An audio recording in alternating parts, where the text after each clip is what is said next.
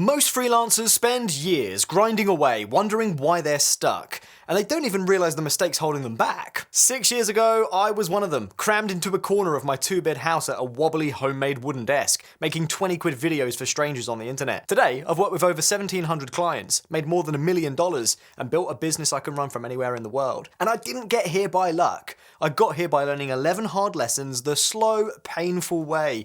Lessons that could save you years if you hear them now. Lesson 1, your first skill matters more than your first client. If you think landing your first client is the most important thing when starting out, you're wrong. I did too. But here's the thing I learned. Your first skill will set the ceiling for how far you can go, way more than your first project ever will. When I started, I didn't chase whatever was trending on Fiverr. Instead, I asked, what could I get really good at, really fast, that would make me stand out? For me, it was spokesperson videos, because I was pretty confident on camera, and I understood that businesses always need someone to communicate their message clearly. That single decision put me in a smaller, more specialised pool where I could actually dominate, instead of drowning in oversaturated categories. Logo design, I'm looking at you. If you're still figuring out your skill, don't just look at what's popular. Look at where you could realistically be top 10% within months, not years. That positioning will compound for the rest of your career. And here's the thing, once you've chosen that skill, the fastest way to build momentum might actually be the opposite of what your instincts tell you. Lesson 2, being underpriced is fine. Briefly. When I first started, I charged embarrassingly low rates. I'm talking less than the price of a takeaway for a video that literally took me hours. But those cheap rates weren't me undervaluing myself, they were a calculated marketing tactic. By pricing low for my first 10 to 15 clients, I built a wall of glowing 5-star reviews and repeat buyers. That gave me social proof and pushed me higher in Fiverr's search results. And here's what most new freelancers get wrong. They stay cheap for too long. Low prices are like a rocket booster. They're there to get you off the ground, not keep you in orbit. The moment you have the reviews and momentum, you raise your rates. I'll tell you exactly when I knew it was time to do that, and it changed my business overnight. Lesson 3, platforms are algorithms in disguise. I used to think Fiverr was just a digital shop window. You put up your gig, and people either buy or they don't.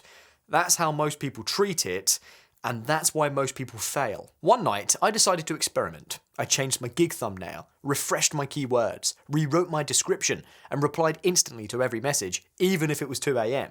Within days, my impressions spiked, my clicks doubled, and my inbox lit up. That's when I realised Fiverr isn't just a marketplace, it's a search engine with an algorithm that rewards certain behaviours. The more you understand how it works, the easier it is to feed it exactly what it wants. Think of it like a game. If you know the rules, you can win consistently. And when you start winning, that's when you face a new challenge, one that most freelancers run from. Lesson 4, if you're scared to raise prices, you're ready. For years, I told myself, I'll raise my prices once I'm really good. But that day never comes. You'll always feel like there's another thing to perfect. I remember staring at my Fiverr dashboard late one night, my calendar crammed with orders. I was exhausted, working 12-hour days, but my income had flatlined. I hovered over my gig pricing, doubled the number, and hit save. Literally, my hands were shaking. The next morning, my inbox looked exactly the same. The clients who valued me stayed, and the price shoppers disappeared. And good riddance. That one change meant that I could earn more without adding a single extra hour of work. If your workload is full, but your bank balance doesn't reflect it, you don't need more clients, you need better ones. Lesson 5, build your systems before you burn out. The first time I hit 10k in a single month, I thought I'd made it. But by the end of that month, I was miserable. I was waking up early, staying up late, and still missing deadlines. My system was a mess of sticky notes and memory. And even that's not very good. I'll never forget the day that I realised I'd completely forgotten a project until the client messaged me asking where it was. I was mortified, and I knew something had to change. So I started creating systems, templates for messages, scripts for videos, checklists for editing. I automated the repetitive stuff and hired a VA to manage admin. Suddenly, I could take on more work without feeling like I was sprinting every single day. Freelancing without systems is like running a marathon in flip-flops. You might last for a bit, but you will crash. Build them before you think you need them. And when you do, you'll find the time and headspace to focus on something that most freelancers completely overlook. Lesson 6. Your profile is not your brand. For the first few years, I was just Josh from Fiverr. My work was good, I was earning well, but if Fiverr vanished tomorrow, so would my income. That thought literally kept me up at night. So I started building outside the platform. I launched a website, began sharing my freelancing journey on YouTube, and connected with other business owners. Slowly, clients started coming to me because they'd already seen my content. Some told me they'd been following me for months before placing an order. The shift was massive. I went from chasing clients to attracting them. Your profile is just a tool.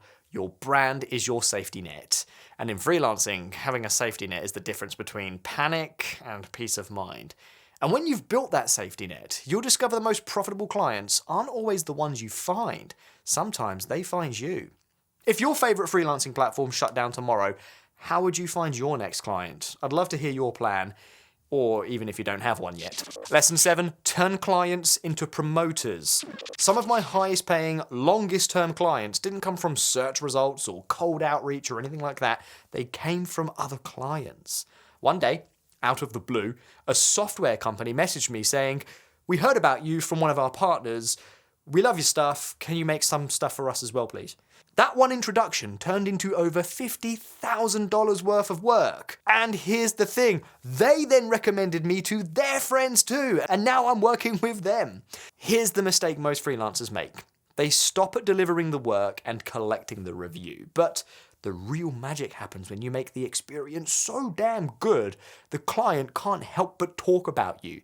That means delivering early, making their life easier, and sometimes throwing in a little extra that they weren't expecting. A happy client is a repeat customer, but a thrilled client is a walking sales machine for your business.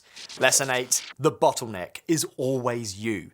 For far too long, I clung to video editing because I told myself no one can do it as well as I can. And maybe at the start that was true, but as my client list grew, my delivery speed didn't. I became the choke point. Projects slowed down, opportunities passed me down, and I was always one big order away from burning out. The turning point came when I finally hired multiple editing teams and a VA to manage admin. Letting go was terrifying, I'll be honest. I was convinced the quality would drop. But once I handed over the work, I had more time for sales, strategy, and higher value projects. My income jumped without increasing my workload. If you're doing everything yourself, you're not a business owner. You're just a very busy employee. The sooner you remove yourself as the bottleneck, the sooner your income ceiling disappears. Lesson 9, don't let a single platform own you. Okay, Fiverr has been incredible for me. It built my career and paid my bills for years.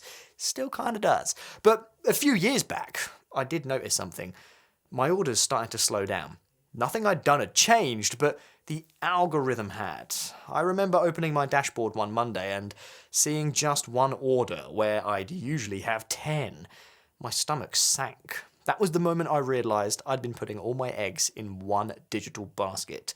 I decided that would never happen again. I started landing direct clients, securing monthly retainers, and building an email list.